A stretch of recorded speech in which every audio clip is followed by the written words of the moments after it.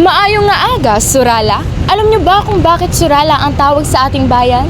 Samahan niyo ako sa isang mabilis na time travel sa kasaysayan ng ating mahal na bayan. Nagsimula ang lahat sa pampang ng Ala River, kung saan nakatira ang ating mga katutubong taga-Bilis.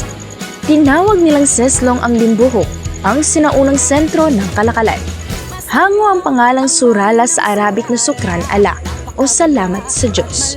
Noong dumating ang mga settlers mula Luzon at Visayas, naging Surala ito na ang kahulugan ay South of Allah. Fast forward tayo.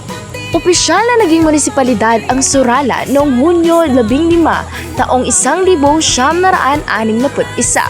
sa ilalim ng pamumuno ni Mayor Jose T. Sison.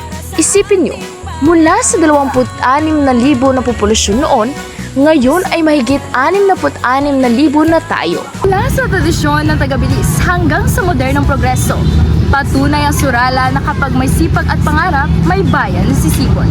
Para sa Team Diurnos, iwag ng katotohanan, tinig ng sambayanan. At ito ang Surala, hindi lang lumago, kundi tunay na umusbong. Syukran.